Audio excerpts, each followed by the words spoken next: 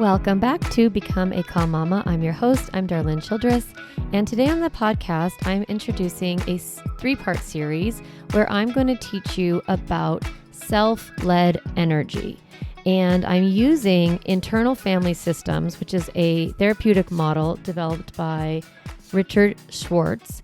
And I'm going to, in this episode, talk to you about this model of internal family systems and really highlight how it works and introduce you to the concept of the self, the inner essence of you that has all the wisdom and all of the healing available to you already within you, already inside of you is a seat of consciousness that is ready to heal you of your wounded areas and your pain and bring you to a more whole and peaceful place.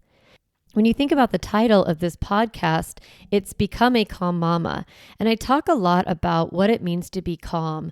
And one of my clients a long time ago, she said, "Oh, I understand that the absence of yelling is not calm, that there is legit calm," she called it, like a deeper sense of calm and peace, that this inner wisdom, this inner peace, this inner calm that knows that you can handle anything that comes, that you have the wisdom within you to parent your children, to show up the way you want to show up as a parent, to heal yourself of your childhood wounds or your young adult wounds, and really become a legitimately calm person. That there might be a storm outside and a lot of chaos going on, but inside of you is a sense of internal peace and balance and emotional regulation and emotional health. So we talk a lot about that on the podcast, and I share a lot of different resources with you to help you get to an understanding of what it means to be calm. And why does that matter as a parent? And it is because when you are raising your kids in an emotionally healthy family, you want to be able to offer to your children the ability to witness their emotional pain and to not get upset about their behavior strategies or their big feeling cycles or their sadness or their overwhelm or the hard things that they're going to come on in their life. You want to be able to communicate to your kids like, it's going to be okay. You are going to be okay. And I love you no matter what's happening. Right? We want our kids to know that they're safe and they're loved no matter what's happening. And so what we need to do as a parent in order to create that environment, we have to actually reparent ourselves in some ways and become able to tell ourselves everything's going to be okay. You are loved. You are safe. You are good enough. You are worthy. So how do we get to that place of that deep, legit calm? How do we get there? I did a series on the hierarchy of healing a few months ago in February. It was a 6-part How to Heal series. And a lot of that was talking about this getting in touch with internal self-love and this internalized feeling of loving and accepting yourself. So in this series, I'm going to be teaching you about this concept of self, because how you access that love is by accessing this internal self, this seat of consciousness that is, I don't even want to say seat of consciousness because I think it sounds airy and kind of like woo-woo, which I don't mind, but at the same time, I don't want to turn you off. I don't want you to think I'm talking about some sort of pseudo-spirituality. I'm actually just talking about the love that lives within you, that is you. Like your core essence is good and lovable and peaceful and wise. And I'm like, as I'm saying this, I'm touching my heart and touching my belly and pressing into it because I think of this as a really embodied experience of deep, deep self-love and self-acceptance. The more you can access that, the easier it will be for you to heal the parts of you that are in pain, and the easier it will be for you to show up with your kids in a way that doesn't create pain for them. One of the things that creates pain for kids is when we don't witness or validate or let our children experience their negative emotion and don't create space for that to be passed through. We need to be able to give our kids a space where they can actually just feel sad and feel hurt and feel angry and feel worried. Those are normal states. And when we suppress those or we overprotect our kids, we overplan, we overorganize, we try to bypass that emotion, we shut it down, whatever it is, we're actually creating little micro wounds in our kids. And they are learning to shut down their own feelings, which I know is not what you want. And many of you listening may have had that experience as a child yourself, or a society that told you you weren't good enough because of the way you looked, because of your gender, because of your sexuality, because of your, how much money you had or didn't have. You may have received messages from the world that said you're not good enough, you're not worthy, you don't matter. And you could have also experienced those from your own parents or your caregivers growing up, where it was just your feelings don't matter. So I've been teaching you for years now on this podcast that feelings drive behavior, right? And the more we validate emotion, we give kids better tools to process their feelings, the less misbehavior they have. So going back to this internal family systems, really, when we don't know what to do with our feelings show up, we act them out in behaviors. And those behaviors, as an adult, we can look at those behaviors and see them as strategies that are there to protect us from pain, to prevent pain, to protect us from pain, to deal with pain when it comes up. So when we're acting from our wounded parts, then we act in ways that maybe hurt us or hurt others. So what we want to be doing is acting from our whole, healed, healthy parts. The part of us that is wise and whole. And that's what we're going to call on this episode, in the next couple episodes, the self.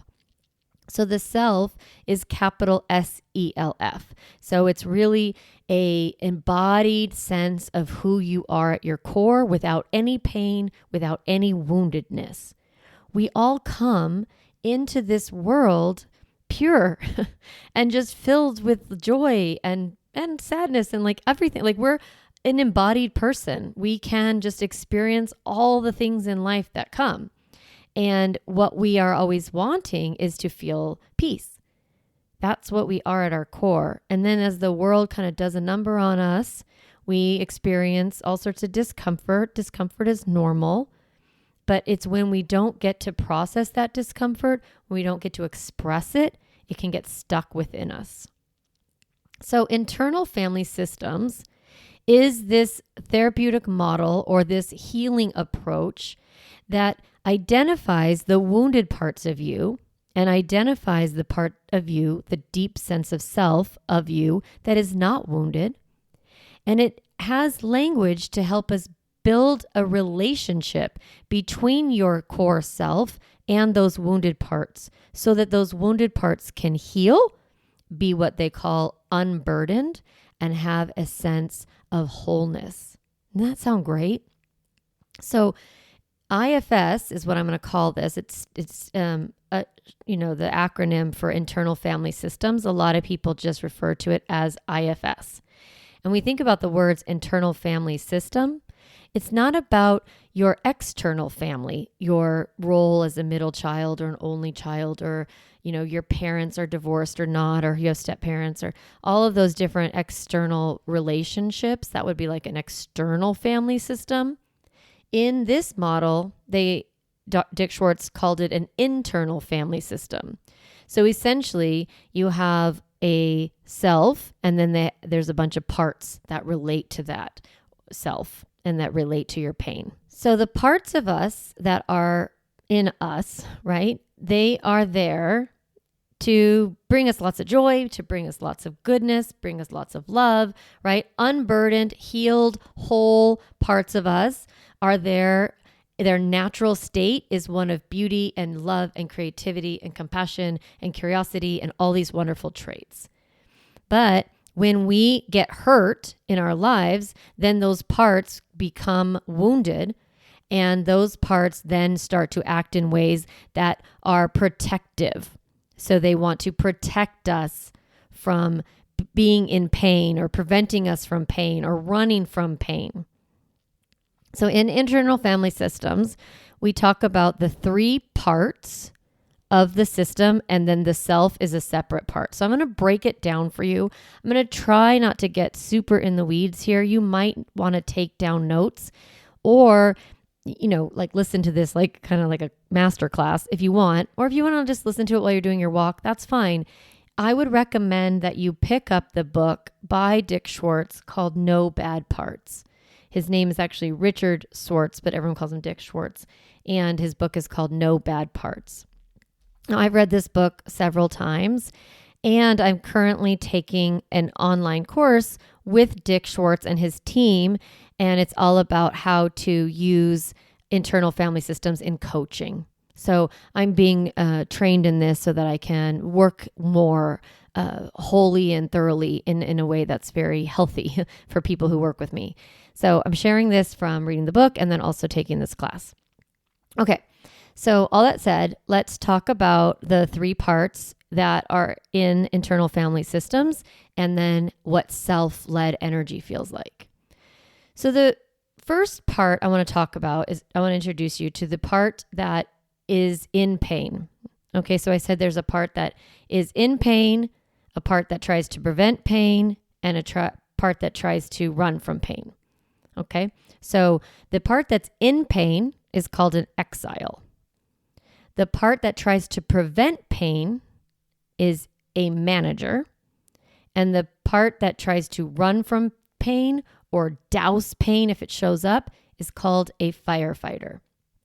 So I'm going to break these 3 parts down. We have an exile, we have a manager, and we have a firefighter. So you can start to think about how did I describe them, right? An exile, right, is the part that's in pain. And in the internal family system, when a wounded part gets wounded, then the managers and the firefighters want to prevent that from ever happening again. So they take that wounded part of you, the little girl that experienced the, trauma, and they shun her away. They exile her.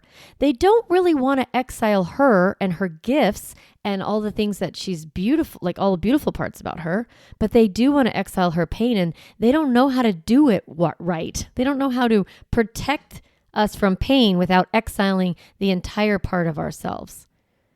So I have a part of me that experienced abandonment, right? Because my dad left our family.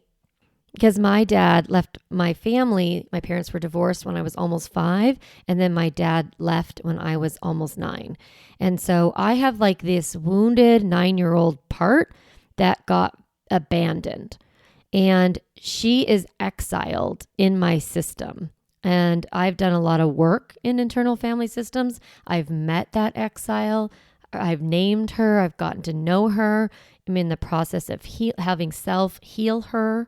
And it's a slow process. The internal family systems, well, it could be fast, but a lot of times these parts that get exiled, or these manager parts and these firefighter parts, they are so afraid of the exile or like the pain that they do anything they can to not acknowledge it. So these exile parts tend to be the part that carries the pain. And the pain is called a burden in this model. And so the exile carries these burdens of, the thought that happens or the feeling that happens at the time of the wounded experience. So let me break this down. I'm a 9-year-old girl, and all of a sudden my dad leaves our family. So I don't know how to make sense of that because I'm a little child. Nobody helped me understand it. Literally no one in my family talked about this to me. I did not have language for what was happening. I didn't know what was happening at all. So this terrible thing happened in my life and no one talked about it. Literally no one, not my brother, not my sister, not my mom. We didn't talk about it. And I then had this internalized message that the world wasn't safe, that people aren't reliable, that no one is going to keep showing up for you, that you're on your own, girl. So I have this burden, this wounded part of me. Now, I only share that because I want you to think about some of those limiting beliefs or those extreme thoughts that you have that you carry within you. A lot of times they sound like, I am worthless, no one loves me, I'm not good enough, the world isn't safe, no one is there for me. And these burdens, they come from events that happen in our childhood where we are hurt or humiliated or terrified.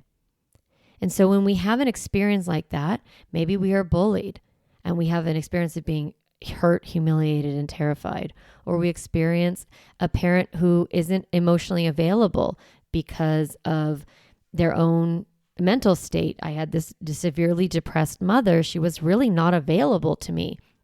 So I experienced neglect. And when I was experiencing that neglect, I then internalized, no one's there for me, right? I'm on my own. So these are part of my burdens, my wounds, and you have them too. So these burdens can come because of neglect, because of attachment injuries, like you want a secure attachment with your parent and you disobey, and then they say, I only talk to girls who are nice, and you feel pushed away. So that kind of neglect or attachment injury can create a burden. Boundary violations, right? Someone doing something harmful to your body or taking advantage of you or not being, kind to you, that can hurt us.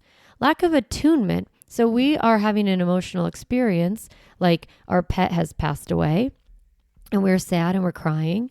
And our parent tells us, don't worry about it. It's not that big of a deal. I'm going to get you a new cat. And the parent doesn't attune to where you are. They want to shut down that feeling, bypass that emotion, and just kind of get you to the next, emotional state. We can also experience burdens from cultural trauma. Like I said, if we're experiencing being marginalized in some way because of the way we look or the way that relate to the dominant culture. If we're in a predominantly white culture and we are a person of color, then we are going to experience some trauma from trying to either fit in or being told we're not good enough or something like that. So we all have different ways that we experience burdens. And then the exile gets isolated, gets exiled, right? Their burden, their pain gets pushed away.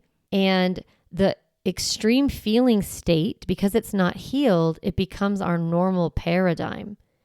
So we then start to live in a world where we think we're vulnerable, where we're anxious, where we think we're worthless, where we feel shame, where we feel loneliness, where we feel emptiness.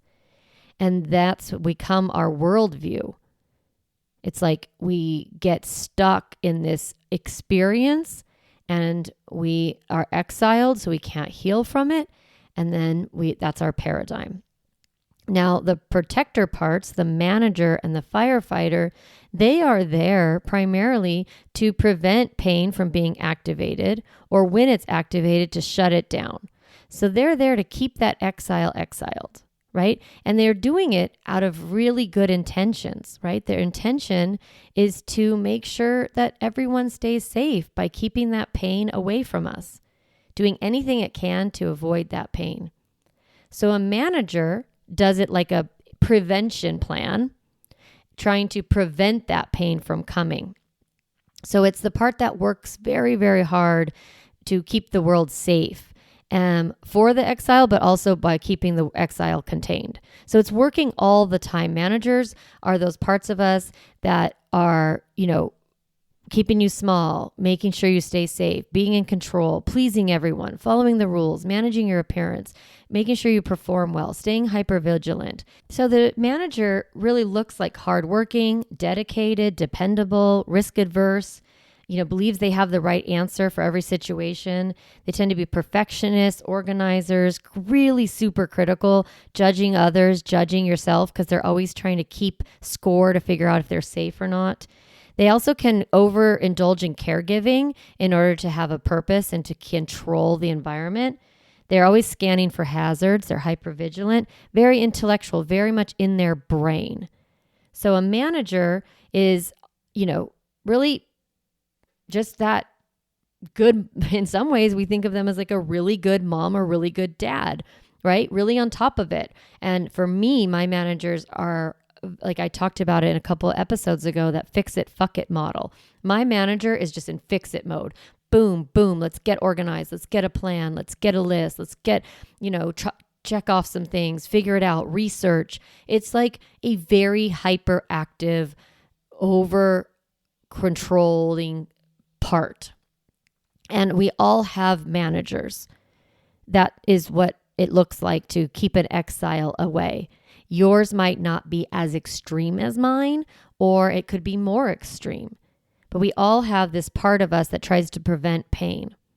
Now, even the perfect manager in the whole world could still not prevent pain, because the world is out there and triggering, activating things happen, and the exile could easily start to have a big temper tantrum or an emotional outburst, or, try to like be vulnerable and maybe talk about some of their pain, or, try to express some of that. And all of a sudden the firefighter is going to show up and just douse that flame of emotion out as much as it can.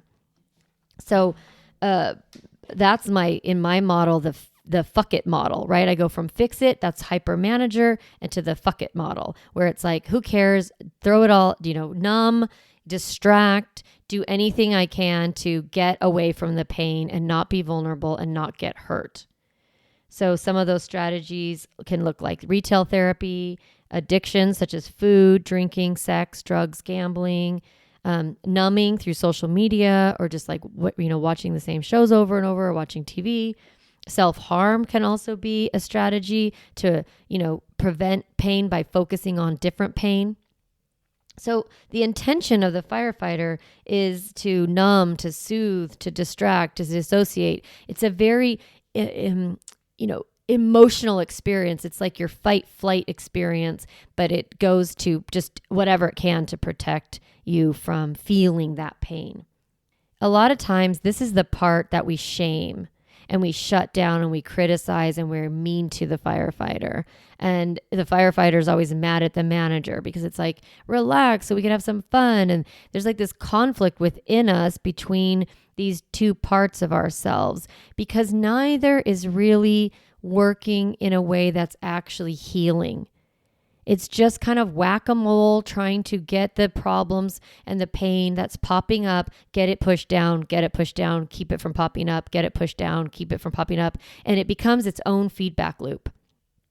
And the answer to get out of this model of having the exile pushed away, the manager trying to prevent that pain, the firefighter popping up and pushing down whenever that pain gets activated, is by coming into your deeper core self, by activating and getting into touch with that self energy.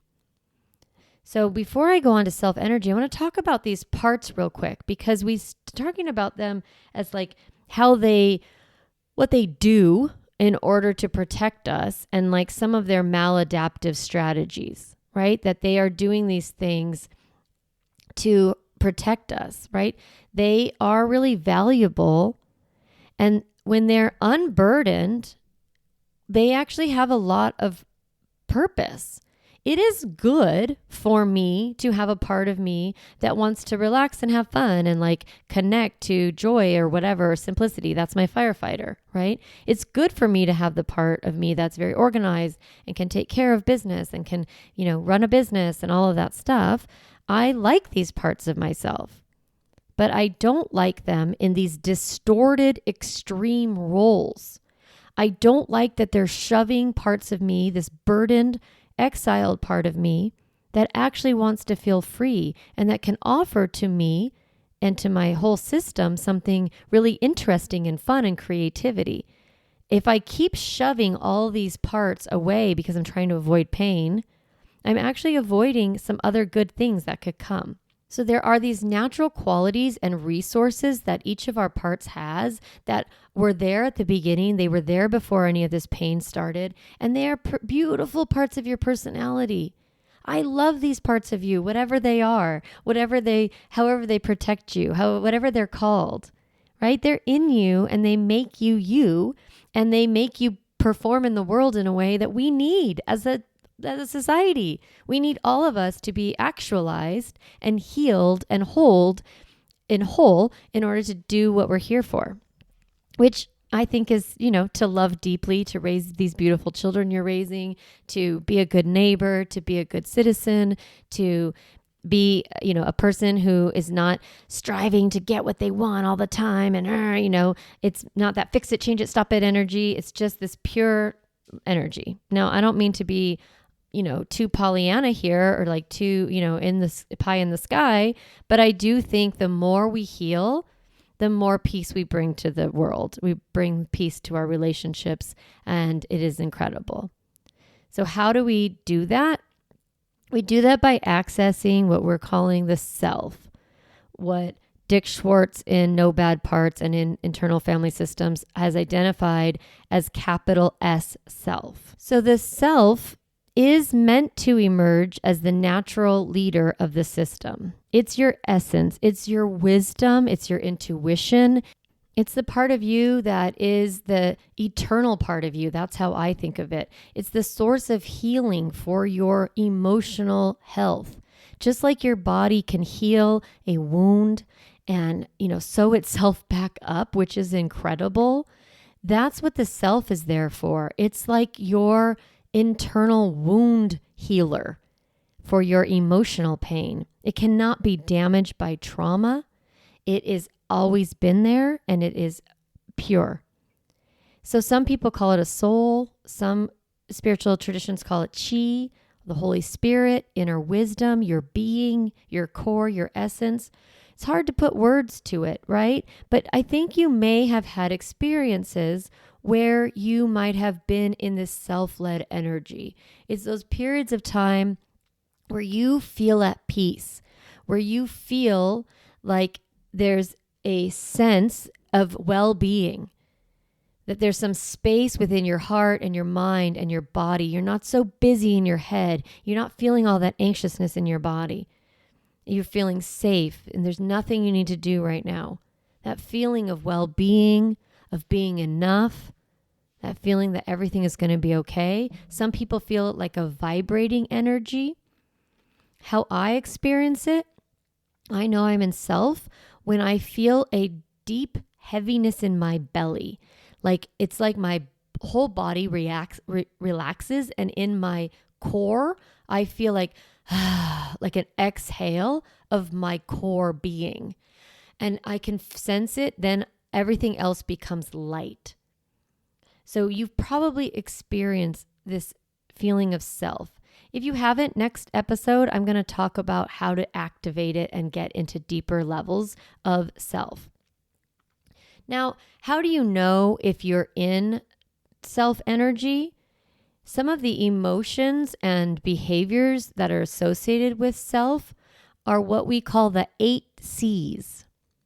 So it's funny because whenever I have talked about becoming calm, or I've done like marketing materials or trying to describe my programs, I end up using compassion, connectedness, confidence. Like I end up using C words. So it's funny to me that maybe there is something to the C, this letter C, because Dick Schwartz also calls the self energy the 8 C's. So let me describe some of them, and then you can kind of get an idea of what we're talking about. So one of them is curiosity. That's kind of where you begin of, I wonder what's going on here. Why am I acting this way? And we're doing it from a very open, calm place of curiosity. Another aspect of the self-led energy is feeling calm. Like we talked about at the beginning of the episode, that deep sense of rooted calm. Feeling confident, having compassion for yourself and for others. Being able to be creative, to think on the fly, to, find solutions that maybe you weren't able to access before. Having clarity about what needs to happen next. Being courageous, being willing to take that radical action. And having that sense of connectedness to yourself, to your family, to your friends, to your environment, and, to your community. So again, those 8 C's, curiosity, calm, confidence, compassion, creativity, clarity, courage, and connectedness. So this sense of self, it's a felt sense. It's an embodied state of being. And what does embodied mean? It means you can feel it within your body. Like you don't observe self. It's the essence. You don't have to see it, right? You see everything else. You don't see yourself because you are the person who has the eyes. You are embodied. It's your experience of you, your essence. So I love tapping into this sense of self. I love being able to think about my sense of self and that she's in there all the time, ready and available to me.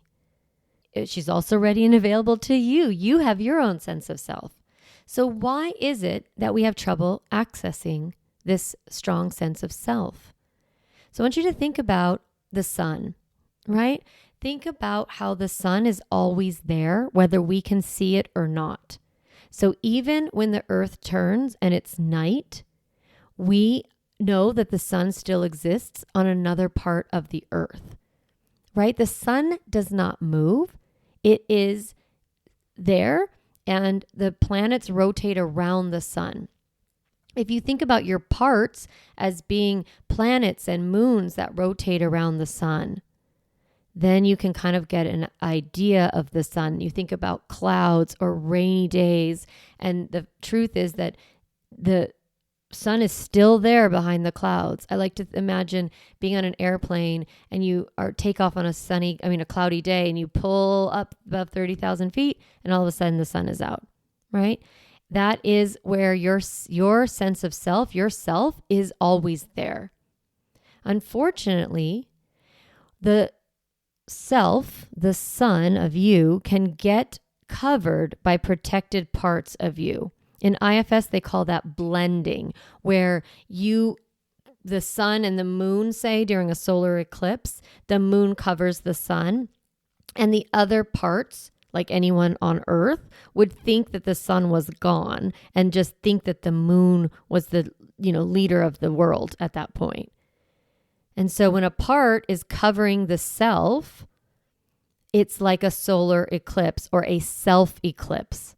I kept thinking about that phrase. I kind of made that up. I was like, oh, it's like a self eclipse. Like I've eclipsed myself because my protector part is so big and so loud that it has shut out all the parts of me that want to relate to the sun.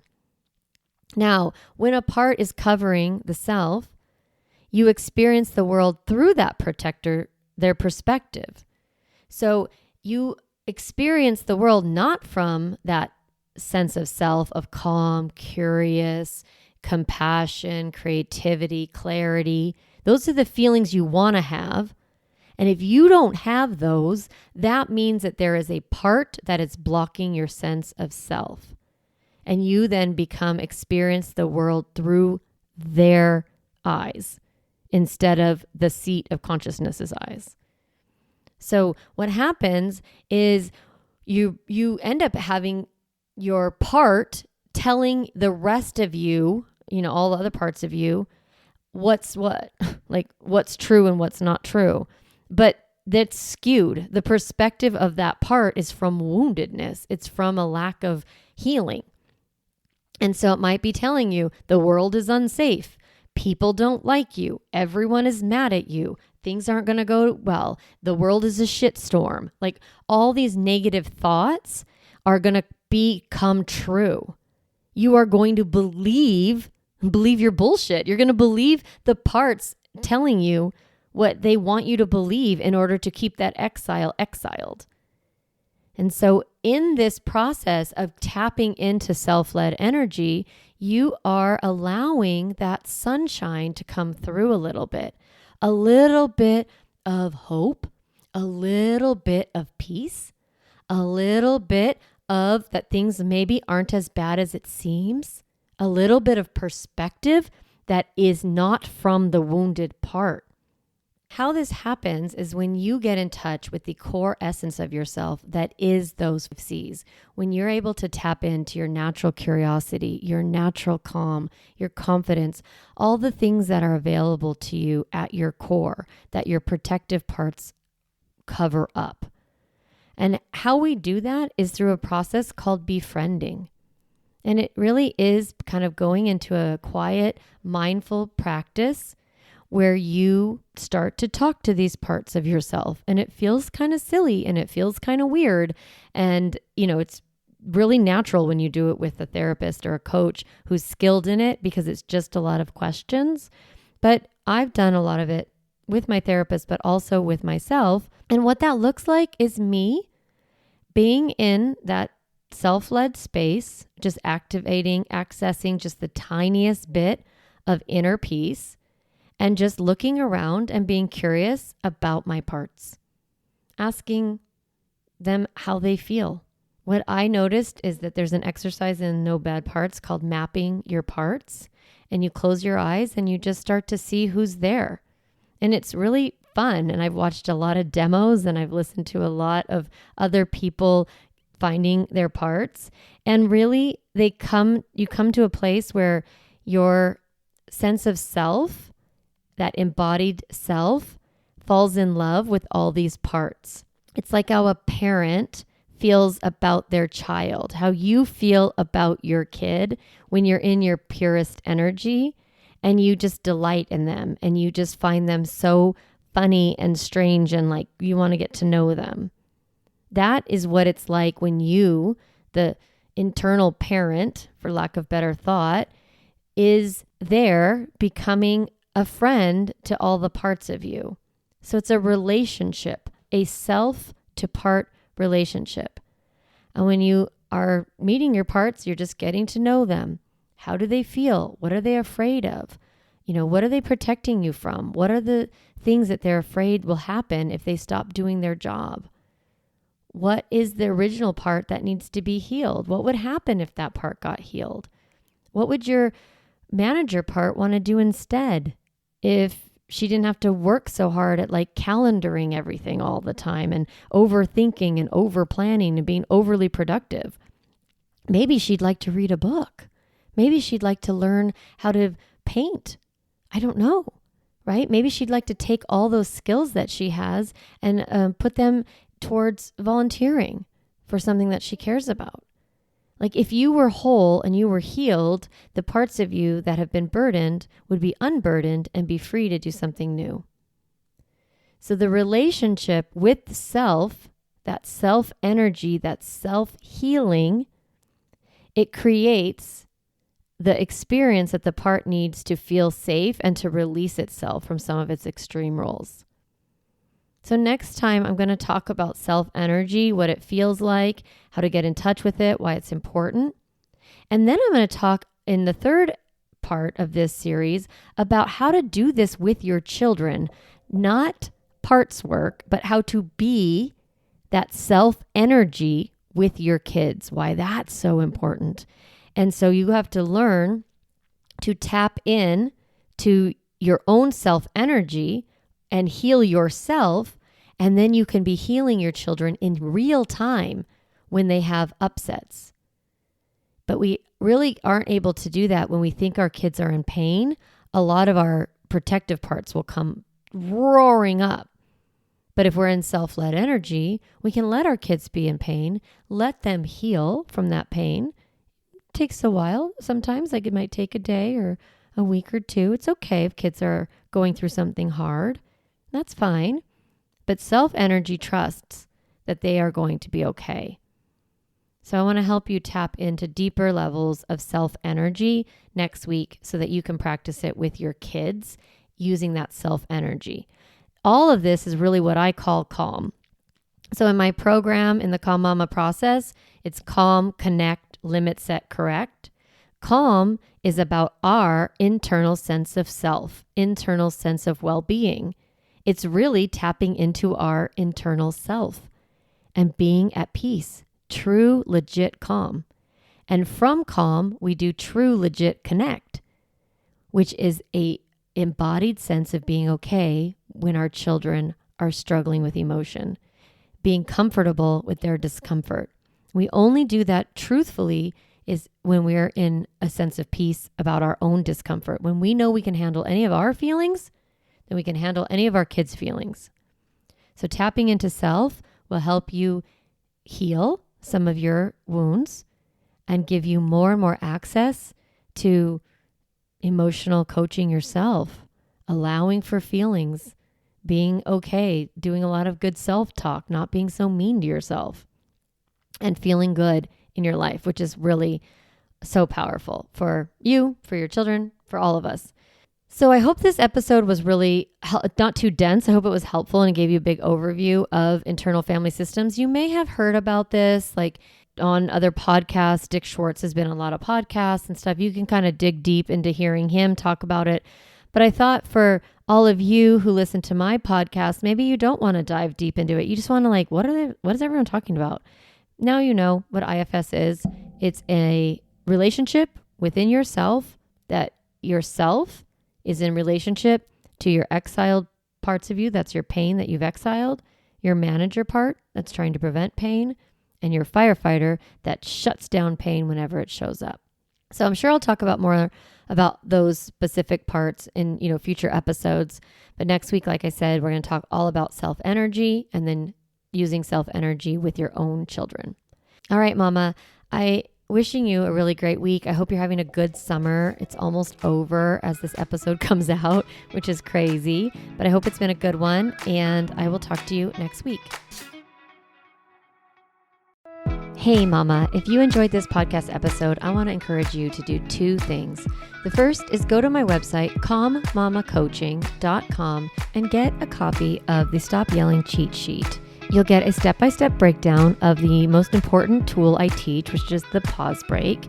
And you'll also get 40 ideas to reset your body and balance your nervous system so you don't have to yell at your kids. You can get a copy of that, again, at my website, calmmamacoaching.com/stop yelling. The other thing I'd love for you to do is go to Apple Podcasts and rate and review this podcast so that other moms can discover empowering and helpful, practical parenting strategies, just like you did today. Thanks so much for listening to the podcast. It means a lot to be in your ear every week and to support you on your parenting journey.